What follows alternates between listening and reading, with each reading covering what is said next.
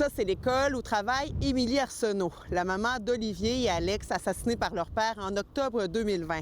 Elle enseigne dans une classe de 4e année. Son plus vieux, Olivier, serait justement en 4e année. Comment ça se passe, le retour au travail? Ça se passe vraiment bien. Tu sais, pour moi, enseigner, c'est un rêve. J'y allais par objectif. Puis l'objectif final, c'était vraiment, après les fêtes, de recommencer à travailler, d'être enseignante. Même si les meurtres ont été commis en octobre 2020, soit un an avant l'adoption de la réforme, Émilie Arsenault a vu son dossier être mis sous la nouvelle loi. Elle n'a donc plus droit à son indemnisation à vie, mais n'a pas non plus droit aux avantages de la réforme. Donc moi, je suis rendue sur la nouvelle loi, j'ai le droit à 3 ans. Par contre, le montant par enfant a comme triplé.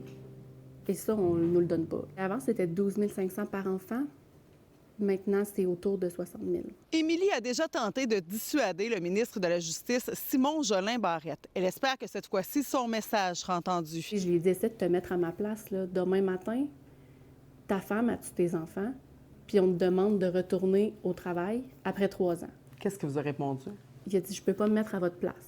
J'ai dit, bien, c'est justement. Là, j'ai dit, pour être ministre, j'ai dit, vous avez fait des études pour être là? J'ai dit, j'ai pas fait les études que j'ai faites pour finir sur l'aide sociale. Puis je suis convaincue que vous non plus, ça vous tenterait pas d'être sur l'aide sociale. Je me trouve présentement devant le CLSC où travaille la docteure Isabelle Gaston, dont les 2 enfants ont été froidement assassinés par leur père, Guy Turcotte, en 2009.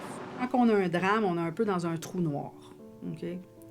Puis pour sortir du trou noir, là, c'est un peu... Des fois, je fais un dessin à mes patients. Là. Pour se sortir du trou noir, là, il faut bâtir du beau alentour. Pour bâtir du beau puis des souvenirs, il faut avoir du temps. Puis il faut avoir un peu de sous. À chaque Noël, là, je vais juste en parler, là, mais à chaque Noël, à chaque fête d'Olivier, d'Anne-Sophie, à chaque 20 février, on y approche, là, ben moi, je retourne dans le trou noir. En 2012, elle dépose une pétition signée par plus de 132 000 personnes, forçant le gouvernement Charest à mieux soutenir les victimes d'actes criminels dont les parents, dont les enfants ont été assassinés. Mais ce n'est qu'en 2017 qu'elle est finalement reconnue comme étant une victime elle-même d'actes criminels au sens propre de la loi. Il n'y a aucun moyen de vous protéger autre que le système d'indemnisation des victimes d'actes criminels. Donc, vous devriez vraiment, tout le monde, vous y intéresser. Parce que de penser que demain matin, ce ne sera pas vous autres, là, ben c'est comme une loterie. Michael Chicoine, qui a écopé de la prison à perpétuité pour les meurtres de ses fils Alex et Olivier, pourra faire une demande de libération conditionnelle dans moins de 15 ans. Mais à ce moment-là, ça fera longtemps qu'Émilie, elle, ne recevra plus de prestations de l'IVAC. J'ai tout intérêt à ce que ça aille bien ma carrière d'enseignante, puis qu'il n'y ait pas un élève un jour qui arrive dans ma classe puis qui porte le nom du monstre. Moi, c'est comme ça que je l'appelle. Guy Turcotte, reconnu coupable de meurtre non prémédité en 2015 de ses 2 enfants, Anne-Sophie et Olivier, lui pourra faire une demande de libération conditionnelle en principe dans 2 ans.